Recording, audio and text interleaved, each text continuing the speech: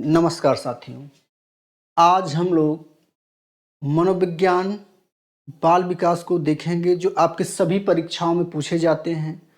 आज विशेष रूप से हम लोग सीटेट, यस्टेट और टीईटी के ब्लूप्रिंट को समझेंगे।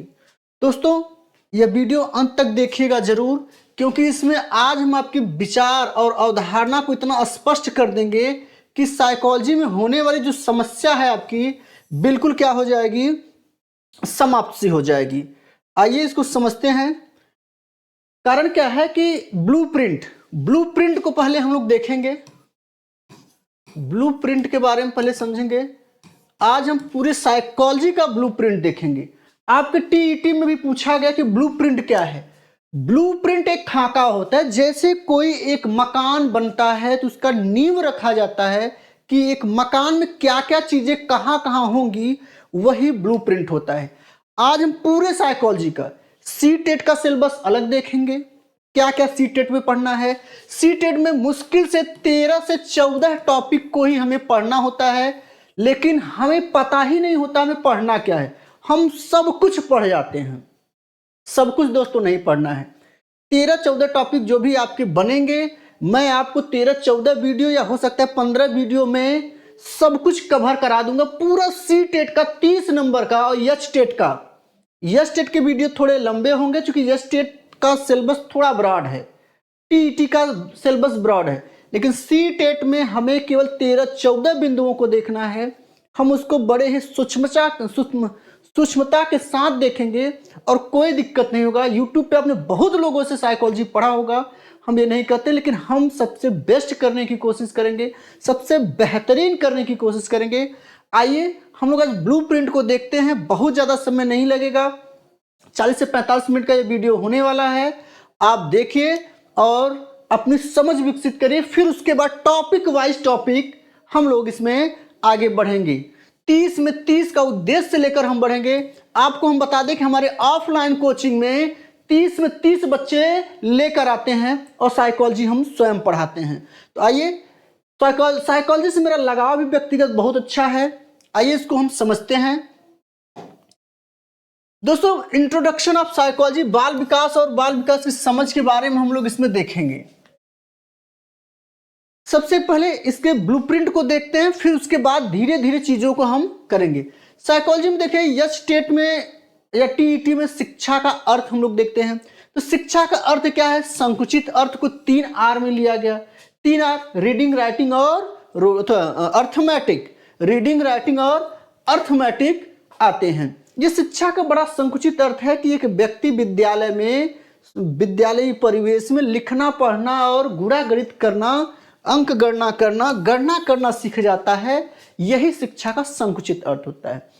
लेकिन दोस्तों, शिक्षा का अगर व्यापक अर्थ की बात करें तो व्यापक अर्थ में 4H आता है। कितने एच? 4H आता है। इसको महात्मा गांधी ने दिया। इस 4H में क्या क्या है? तो 4H में क्या है? हेड है, हार्ट है, हैंड है और हेल्थ है। ये चारों हैं। कैसे हैं आइए देखते हैं। इसमें देखिए, हेड मतलब महात्मा गांधी के अनुसार शिक्षा वह है जो हमारे मस्तिष्क का निर्माण करे। हृदय, हार्ट से मतलब क्या है? H for heart. हार्ट का मतलब है कि हमारे भावात्मक विकास हो सके। हैंड से क्या मतलब है? शिक्षा वह है जो हमें क्रियात्मक रूप से तैयार कर सके, हम भावी जीवन के लिए, व्यावसायिक जीवन के लिए, अपने भावी जीवन में अपने खुद पर आत्मनिर्भर होने के लिए क्रियात्मक कार्यों को कर सके। और H for health, H for head, heart, hand और हेल्थ। इसका मतलब है कि हमारा शरीर भी स्वस्थ होना चाहिए। महात्मा गांधी ने शिक्षा के 4 H बताए थे। परिभाषा शिक्षा था, शिक्षा मनोविज्ञान है ना, मनोविज्ञान। ठीक, ये गलत कर दिए हैं यहाँ पे ये होगा नहीं। शिक्षा मनोविज्ञान को हम लोग इसकी परिभाषा को भी इसमें पढ़ेंगे। जब हम आगे पढ़ेंगे तब अभी परिभाषा भी नहीं हम लोग पढ़ाएंगे। मैंने कहा कि मैं आज आपको ब्लूप्रिंट बताऊंगा, धीरे धीरे चलते हुए इसमें देखेंगे कि इसमें क्या क्या चीजें आती हैं। अब देखिए, हम इसमें पढ़ेंगे क्या। जैसे सी टेट में आपको ये नहीं पढ़ना है, पहले तो जान लीजिए सी टेट में आपको पढ़ना क्या क्या है। सीटेट में आपको क्या क्या पढ़ना, सीटेट में आपको संज्ञानवादी पढ़ना है। ध्यान दीजिएगा, संज्ञानवादी जितने मनोवैज्ञानिक आते हैं उनको पढ़ना है। निर्मितवादी पढ़ना है, निर्मितवादी पढ़ना है, समाजवादी पढ़ना है, सॉरी समाजवादी नहीं, आप लिख सकते हैं कोहलर, एक मिनट, कोहलर भी मत लिखिए, आप लिखिए गेस्टाल्टवादी, गेस्टाल्टवादी भी इसमें कुछ आएंगे। उसके बाद वाइगोस्की आएंगे, वाइगोस्की,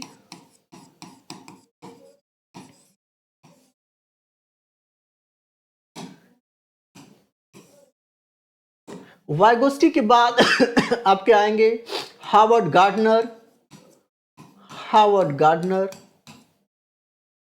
कोहलबर्ग,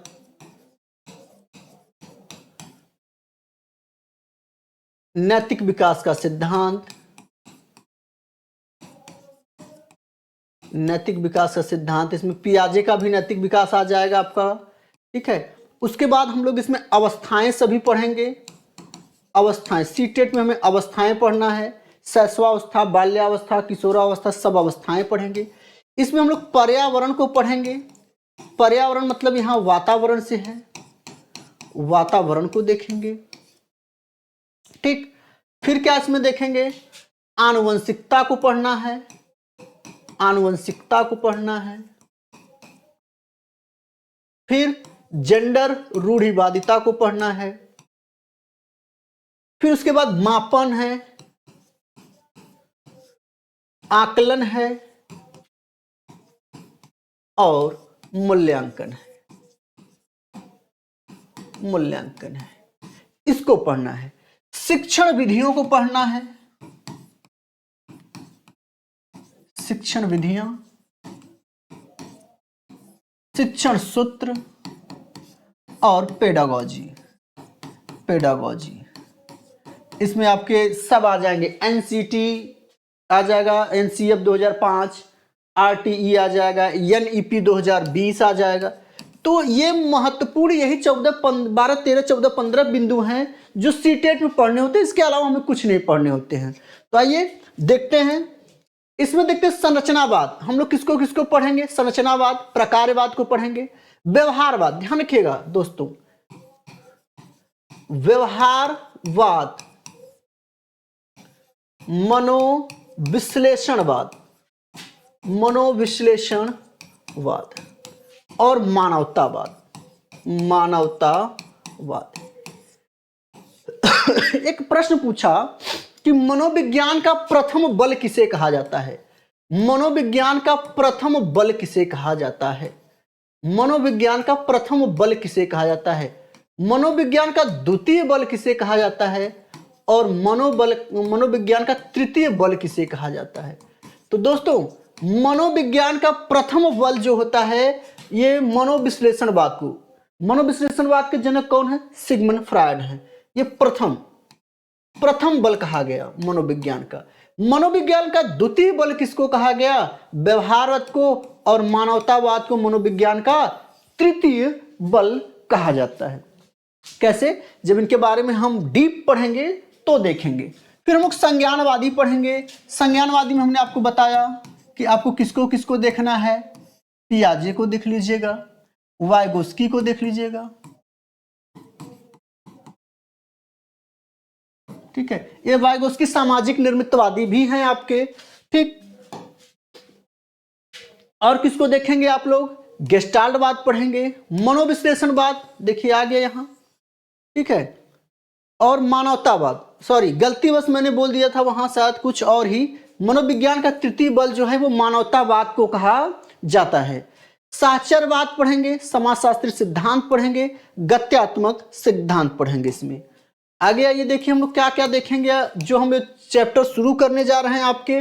शिक्षा मनोविज्ञान के क्षेत्र को पढ़ेंगे। क्षेत्र में शिक्षा मनोविज्ञान का क्या क्या क्षेत्र है, वंशानुक्रम और विकास है, अभिवृद्धि व विकास का अध्ययन है, अधिगम व अभिप्रेरणा है। अभिप्रेरणा क्या है, अधिगम क्या है, अभिवृद्धि क्या है, इसके बारे में देखेंगे। बुद्धि व व्यक्तित्व का अध्ययन देखेंगे। असामान्य बालकों का अध्ययन करेंगे, पिछड़े बालक, सामान्य बालक, इनके। शिक्षा में क्या क्या समस्याएं हो रही हैं, शिक्षा में क्या क्या समस्याएं हैं, उनका रुचियों व मूल्यांकन का, मानसिक स्वास्थ्य का, बालकों की व्यक्तिगत विभिन्नताओं का अध्ययन करेंगे, अनुशासन शिक्षण विधियों का, पाठ्यक्रम का, दिशा निर्देश और मानसिक क्रिया का हम लोग अध्ययन करेंगे जब हम चैप्टर वाइज चलेंगे। अभी मैंने कहा आपसे कि अभी हम लोग ब्लूप्रिंट को केवल देख रहे हैं।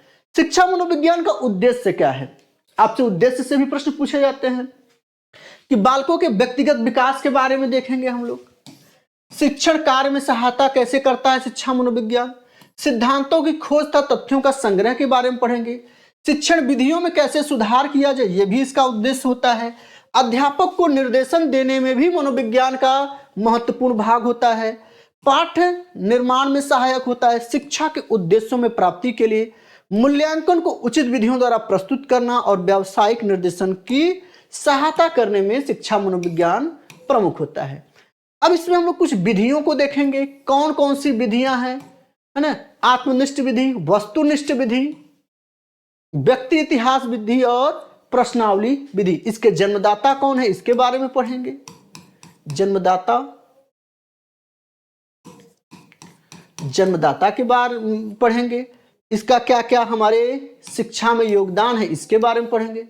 फिर हम लोग अधिगम के बारे में पढ़ेंगे कि अधिगम क्या है। अधिगम का तो भाई सामान्य सा अर्थ होता है सीखना, लेकिन व्यापक अर्थ क्या होता है कि वह अधिगम वह है जो हमारे व्यवहार में परिलक्षित हो, जो हमारे समाज में परिलक्षित हो, हम अपने भावात्मक और मानसिक रूप से दिल में क्या सोचते हैं।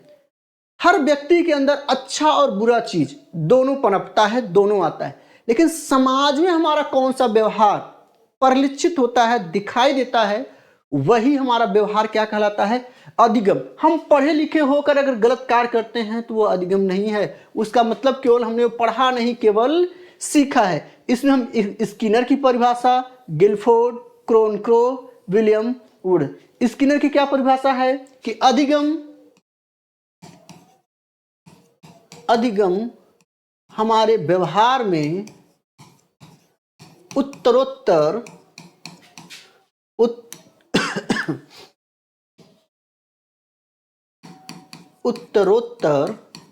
सामंजस्य की प्रक्रिया है, सामंजस्य की प्रक्रिया है, सामंजस्य की प्रक्रिया है। ये किसने कहा, स्किनर ने कहा। गिलफोर्ड ने क्या कहा कि व्यवहार के कारण व्यवहार में आया परिवर्तन, व्यवहार के कारण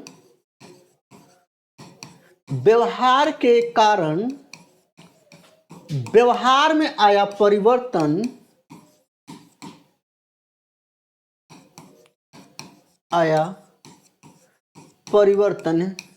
क्या है, अधिगम है।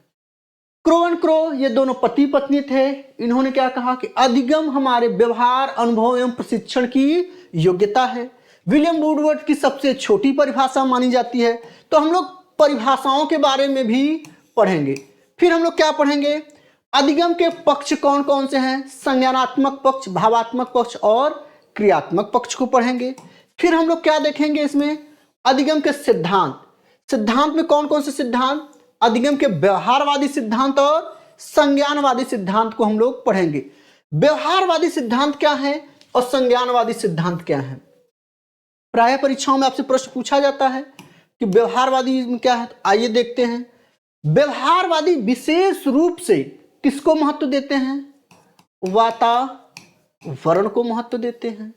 और किसे महत्व देते हैं, पुनर्बलन को महत्व देते हैं। उद्दीपक अनुक्रिया को महत्व देते हैं। ये पशुओं पर इन्होंने अपना अध्ययन किया, पशुओं पर अध्ययन किया। इन्होंने मस्तिष्क को कोरा कागज कहा, इसलिए इनको ब्लैक बॉक्स थ्योरी भी कहा जाता है। ब्लैक बॉक्स का इन्होंने सिद्धांत दिया व्यवहारवादियों ने। जबकि ठीक अपोजिट अगर संज्ञानवादियों की हम बात करें तो संज्ञानवादी किसको महत्वपूर्ण मानते हैं, तो ये किसको महत्वपूर्ण मानते हैं, समस्या समाधान को, सूचना संगठन को, सूचना संसाधन को, तर्क को, चिंतन को,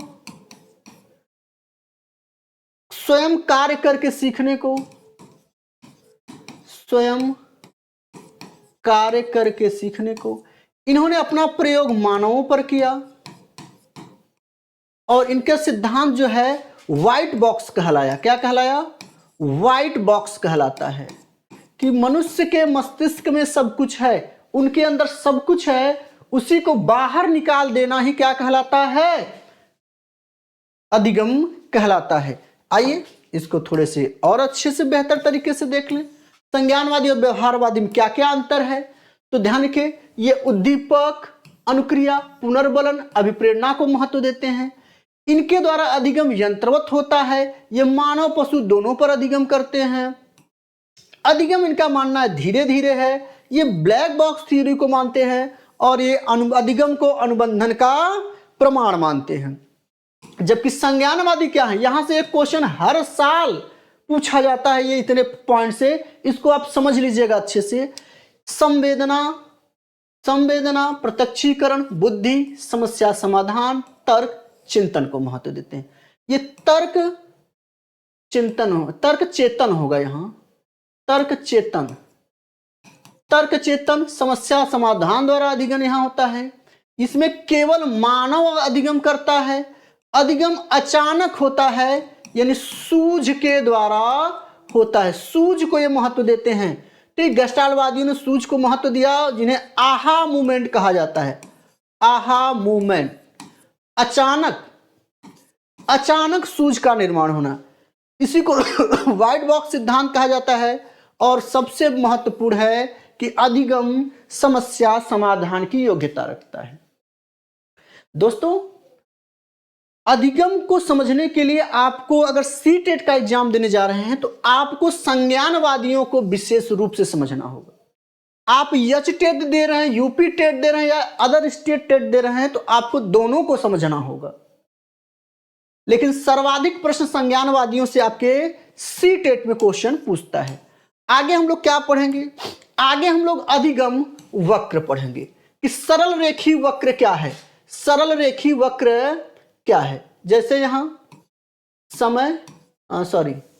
मात्रा हो गया, एक मिनट फिर से बनाते हैं। ये हो गया मात्रा, ये हो गया समय। एक चैप्टर 1 घंटे में हमने पढ़ा, दूसरा चैप्टर 2 घंटे में, तीसरा 3 घंटे में, चौथा 4 में। और अगर ये हमारा सही रूप से चल रहा है तो ये सरल रेखी वक्र कहलाता है। नकारात्मक या उन्नतोदर वक्र क्या है? तो वक्र के बारे में हम लोग पढ़ेंगे कि कौन सा वक्र कैसा होता है ना। इन वक्रों के बारे में, मिश्रित वक्र के बारे में पढ़ेंगे कि मिश्रित वक्र क्या है भाई, कि पहले शुरू में अच्छा होगा फिर धीम होगा। ठीक है, सर्पिलाकार वक्र क्या है, अधिगम वक्र के बारे में समझेंगे। फिर हम लोग किसके बारे में पढ़ेंगे? शेष अवस्थाओं के बारे में पढ़ेंगे। अवस्थाओं में हम लोग किसको किसको पढ़ेंगे? शैशवावस्था, इसकी हम विशेषताएं देखेंगे, शिक्षा देंगे, विकासात्मक कार्य। सबसे ज्यादा विशेषताओं से प्रश्न पूछा जाता है कि शैशवावस्था की प्रमुख विशेषता, प्रमुख लक्षण क्या है, क्या लक्षण दिखाई देता है। ठीक है,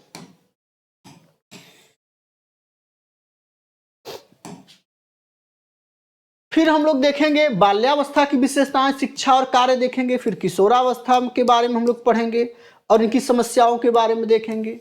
ये पूरा सिलेबस में बता रहा हूं दोस्तों आज।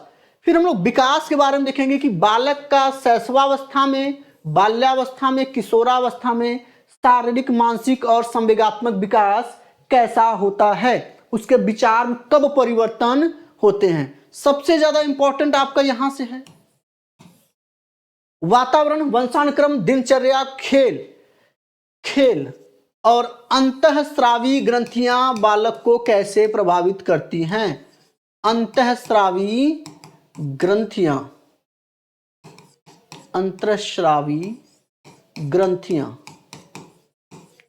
कैसे बालक को प्रभावित करती हैं, इसके बारे में हम लोग पढ़ेंगे।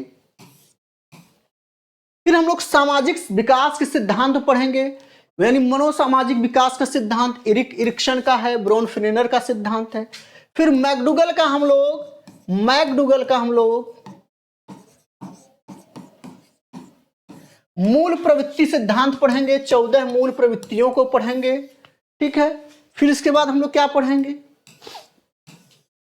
फिर नैतिक विकास के सिद्धांत में हम लोग कोहलबर्ग को, जीन पियाजे को, गिलिन का नैतिक विकास सिद्धांत पढ़ेंगे। हालांकि नैतिक विकास का सिद्धांत जीन पियाजे ने सबसे पहले दिया, लेकिन कोहलबर्ग का नैतिक विकास का सिद्धांत सबसे ज्यादा प्रसिद्ध हुआ। भाषा विकास में हम लोग किसको किसको देखेंगे, चॉम्स्की को पढ़ना है, स्किनर को पढ़ना है, वाइगोस्की को, पियाजे को और बेंजामिन हॉर्फ को पढ़ना है। किसको पढ़ना है, बेंजामिन हॉर्फ को, बेंजामिन हॉर्फ को पढ़ना है। चॉम्स्की ने भाषा के बारे में क्या कहा, पियाजे ने क्या कहा कि भाषा विचार कैसे चलते हैं, स्किनर ने भाषा विकास में उद्दीपक और अनुक्रिया को महत्वपूर्ण माना, क्यों माना, इसके बारे में हम लोग जब पढ़ेंगे तो अच्छे से समझेंगे। भाषा विकास के बाद हम लोग क्या पढ़ेंगे, अधिगम स्थानांतरण पढ़ेंगे कि अधिगम का स्थानांतरण कैसे होता है, धनात्मक क्या है, शून्यात्मक क्या है। फिर हम लोग अधिगम अक्षमता या कठिनाई को देखेंगे, पठन विकृति क्या है, डिसलेक्सिया, डिसकैलकुलिया, है ना, ये सब क्या है, इसके बारे में पढ़ेंगे। फिर उसके बाद हम लोग पठन के अलग अलग प्रकारों को देखेंगे, डिसलेक्सिया, एलेक्सिया, हाइपरलेक्सिया। लेखन में डिस्ग्राफिया, डिस्प्रेक्सिया, अप्रेक्सिया और अग्रेफिया को देखेंगे, ठीक है। फिर गणित से संबंधित डिस्कैलकुलिया, डिस्ग्राफिया या वर्बल डिस्कैलकुलिया। मौखिक में क्या क्या आते हैं उनके बारे में हम लोग देखेंगे, अफेजिया, डिसअफेजिया के बारे में। और फिर हम लोग अधिगम पठार के बारे में पढ़ेंगे और अवधान, एडीएचडी के बारे में सीटेट में पूछता है। सीटेट में एडीएचडी के बारे में हम लोग पढ़ेंगे, कैसे बालक को एडीएचडी कैसे प्रभावित करता है, एडीएचडी इसका फुल फॉर्म क्या है, इसके बारे में देखेंगे।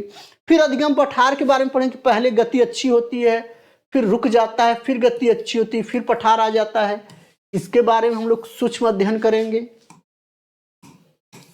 और उसके बाद हम लोगों को क्या पढ़ना है, अभिप्रेरणा, कि अभिप्रेरणा क्या है, अभिप्रेरणा की परिभाषा बताइए। अभिप्रेरणा और आंतरिक अभिप्रेरणा क्या है और बाह्य अभिप्रेरणा क्या है।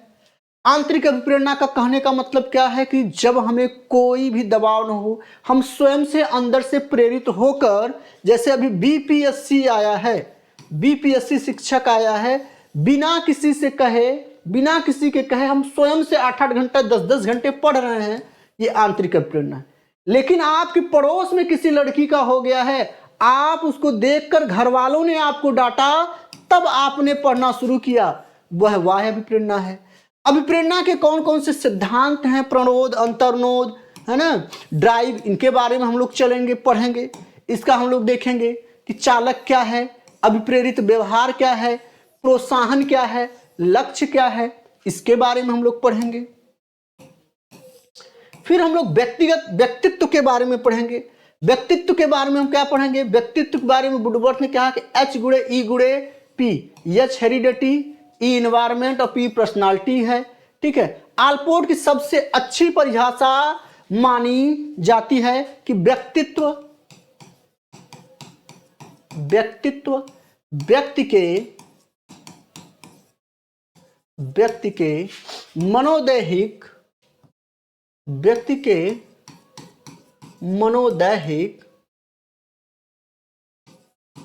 मनोदैहिक प्रणालियों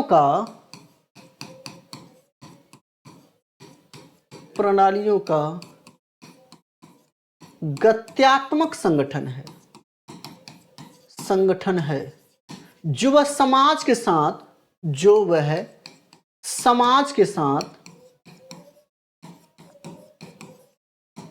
समायोजन स्थापित करता है। व्यक्तित्व की सबसे अच्छी परिभाषा इन्हीं की मानी जाती है।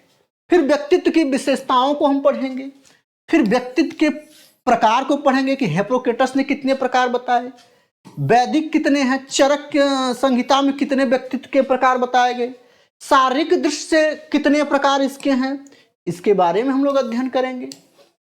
फिर मनोविश्लेषणवादी सिद्धांत हम लोग पढ़ेंगे। मनोविश्लेषणवादी में फ्रायड का और आइजेंक का व्यक्तित्व सिद्धांत पढ़ेंगे। और फिर 9 मनोविश्लेषणवादी हैं जो फ्रायड के विरोध में आए, फ्रायड के विरोध में आए और उनका विरोध करते हुए 9 मनोविश्लेषणवादी सिद्धांत को पढ़ेंगे। इसमें युंग है, एरिक्सन है, सुलिवान है, अन्ना फ्रायड है और एडलर हॉर्नी है। ठीक, मनोविश्लेषणवाद के विरोध में आए। फिर हम लोग प्रतिकारक विशेषक सिद्धांत को पढ़ेंगे जिसके प्रतिपादक कौन है, कैटल हैं। फिर गिलफोर्ड का सील गुण सिद्धांत पढ़ेंगे। फिर व्यक्तित्व की मापन विधियां पढ़ेंगे, आत्मनिष्ठ विधि, वस्तुनिष्ठ विधि, प्रेक्षण विधि और मनोविश्लेषण विधियों को हम लोग पढ़ेंगे। फिर बुद्धि के बारे में पढ़ेंगे, बुद्धि की परिभाषा के बारे में पढ़ेंगे, इंटेलिजेंस के बारे में पढ़ेंगे, इंटेलिजेंट के बारे में पढ़ेंगे, मूर्त बुद्धि, गामक बुद्धि, अमूर्त बुद्धि और सामाजिक बुद्धि के बारे में पढ़ेंगे। फिर बुद्धि से रिलेटेड जितने सिद्धांत हैं, फ्रांसिस गॉल्टन के बारे में देखेंगे हम लोग। स्पीयरमैन को पढ़ेंगे, थॉर्नडाइक को पढ़ेंगे, कैटल को पढ़ेंगे, गार्डनर को पढ़ेंगे और थर्स्टनर को पढ़ेंगे कि किसने बुद्धि का सिद्धांत सबसे पहले दिया, किसने इस पर अध्ययन किया, किसने इसका सूत्र दिया, किसने बुद्धि लब्धि का सूत्र MA/CA दिया, MA/CA into 100 दिया, ये गलत है, MA/CA into 100 दिया। किसने 100 जोड़ा, केवल MA/CA पहले था, इसके बारे में देखेंगे। बुद्धि लब्धि का वर्गीकरण किसने किया, टर्मन के अनुसार और वेस्लर के अनुसार, कि प्रतिभाशाली बुद्धि वाले बच्चे कैसे हैं, सृजनशील बालक बुद्धि कैसे हैं। फिर बुद्धि परीक्षणों को हम लोग देखेंगे कि बुद्धि परीक्षण के कितने प्रकार हैं, व्यक्तिगत प्रकार हैं, सामूहिक प्रकार हैं, शाब्दिक, अशाब्दिक, शाब्दिक अशाब्दिक दोनों में रहते हैं, सामूहिक में भी और इसमें भी रहते हैं। फिर अच्छी बुद्धि की परीक्षण की विशेषताएं देखेंगे और व्यक्तिगत बुद्धि और सामूहिक बुद्धि में हम क्या देखेंगे, अंतर पढ़ेंगे। फिर शाब्दिक परीक्षण व अशाब्दिक परीक्षण के बारे में हम लोग देखेंगे। ठीक, आगे व्यक्तिगत विभिन्नताओं के बारे में पढ़ेंगे कि कैसे व्यक्तिगत, यहां तक कि 2 जुड़वा बच्चों में भी व्यक्तिगत विभिन्नताएं अलग पाई जाती हैं। शारीरिक विभिन्नता, मानसिक विभिन्नता है ना, भौतिक विभिन्नता, गामन विभिन्नता, यौन विभिन्नता। यौन विभिन्नता की बात अगर हम करें तो लड़का और लड़की में क्या क्या विभिन्नता है, लड़का और लड़की में आपको बता दें जितने भी शारीरिक मानसिक विकास होते हैं सबसे पहले लड़कियों में होता है और बाद में लड़कों में होता है। सभी प्रकार का विकास सबसे पहले किस में देखा जाता है, लड़कियों में देखा जाता है। सामाजिक विभिन्नता को देखेंगे और मनोवैज्ञानिक विभिन्नता के बारे में हम लोग पढ़ेंगे। व्यक्तिगत विभिन्नता को प्रभावित करने वाले कारक कौन कौन से ऐसे कारक हैं जो व्यक्तिगत विभिन्नता को प्रभावित करते हैं, जैसे वंशानुक्रम, वातावरण, शिक्षा, लिंग, आयु, परिपक्वता, बुद्धि, है ना, और परिवार की स्थिति क्या आपकी व्यक्तिगत विभिन्नता को प्रभावित करता है। घर का आय, खर्चा, है ना, घर का माहौल भी आपको बताया जाएगा इसमें कि वो आपको प्रभावित करेगा कि नहीं करेगा। फिर हम लोग मापन व्यक्तिगत विभिन्नताओं को मापन देखेंगे, नामित, क्रमिक, अंतराल और अनुपात मापनी। फिर विशिष्ट बालक, पिछड़े बालक, मंद बुद्धि बालक, समस्यात्मक बालक और अपराधी बालक के बारे में पढ़ेंगे। फिर हम लोग सृजनशीलता के बारे में पढ़ेंगे कि क्या सभी सृजनशील बालक प्रतिभाशील होते हैं या प्रतिभाशील बालक सृजनशील होते हैं। इनकी बुद्धि लब्धि कितनी होती है, 110 से अधिक होती है या 125 से अधिक होती है या 140 से अधिक होती है, इसके बारे में अध्ययन किया जाएगा, यह भी आपके सिलेबस में है। फिर सृजनात्मक बुद्धि के बारे में और सृजनात्मकता और बुद्धि के संबंध के बारे में हम लोग पढ़ेंगे। सृजनात्मकता का मापन कैसे होता है, परीक्षण और समावेशी बालक क्या हैं, उनके बारे में हम लोग अध्ययन करेंगे। फिर हम लोग बाल केंद्रित शिक्षा और प्रगतिशील शिक्षा के बारे में, शिक्षण सूत्रों के बारे में, शिक्षण विधियों के बारे में और शिक्षण अधिगम सहायक सामग्रियों के बारे में पढ़ेंगे। उसके बाद हम लोग शिक्षण सूक्ष्म शिक्षण के बारे में पढ़ेंगे कि ये कितने मिनट का होता है, भारतीयों में जो चल रहा है वो कितने मिनट का है, 40 मिनट का है कि 36 मिनट का है कि 90 मिनट का है कि 50 मिनट का है, 45 मिनट का है कि 50 मिनट का है। इसके आधार पे हम लोग देखेंगे किसमें 5 मिनट लगता है, किसमें 6 मिनट लगेगा, किसमें 12 मिनट लगेगा कि किसमें क्या लगेगा, इसके बारे में हम लोग पढ़ेंगे। अब ये जो मैं बता रहा हूँ सही नहीं है, मैं एक बात बता रहा हूँ कि इस तरह से हम लोग क्या करेंगे, पढ़ेंगे इसको। ये हमारा ब्लूप्रिंट है, हम लोग पढ़ेंगे क्या आगे, कैसे पढ़ेंगे, ये चीज़ों के बारे में हम लोग देख रहे हैं। फिर हम लोग किसके बारे में पढ़ेंगे, एनसीएफ 2005, आरटी 2009, एनईपी 2020। फिर आकलन, मापन और मूल्यांकन के बारे में हम लोग पढ़ेंगे। आकलन के बारे में आपका है असिस्टेंट, एक मिनट, आकलन के बारे में हम लोग 3 प्रकार के आकलन पढ़ते हैं, इसके बारे में पढ़ेंगे। Assessment as learning, assessment for learning, assessment of learning, इसके बारे में पढ़ेंगे। मापन के बारे में पढ़ेंगे, मूल्यांकन के बारे में पढ़ेंगे। आप ध्यान दीजिएगा, मूल्यांकन सदैव अंत में होता है, मूल्यांकन हमेशा अंत में होगा, ये ध्यान रखिएगा। और फिर उसके बाद मूल्यांकन की हम लोग विशेषताएं पढ़ेंगे।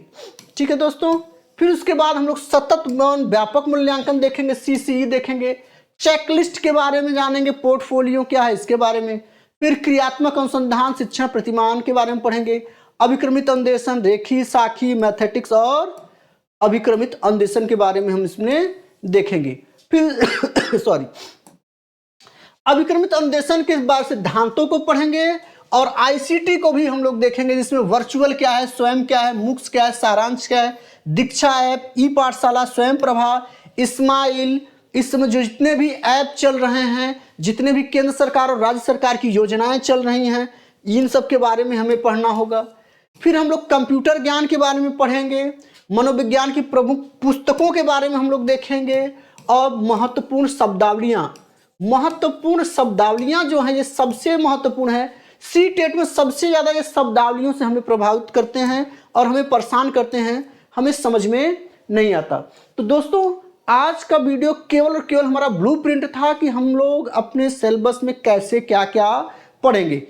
इसमें से सबसे पहले हम सी टेट को देखेंगे। सबसे पहला काम हम क्या करेंगे, सी टेट को देखेंगे। सी टेट के जो 13 से 14 पॉइंट हैं, पहले उनको खत्म करेंगे। फिर एच टेट का, हरियाणा टेट का हम लोग सिलेबस कवर करेंगे और आपको बेहतर तरीके से कराएंगे। मैं नहीं कहता कि मैं सर्वश्रेष्ठ हूं, लेकिन मैं हाँ जरूर कह रहा हूं, आपको जितने सिंपल और जितने साधारण भाषा में मैं आपको साइकोलॉजी यहाँ पढ़ाऊंगा, वो शायद ही आपको यूट्यूब पर मिले। मेरी पूरी कोशिश होगी कि जैसे ऑफलाइन में बच्चे 30 में 30 लाते हैं, आप भी इसका लाभ जरूर उठाएंगे और आप अपने कमेंट्स भी हमें जरूर करेंगे।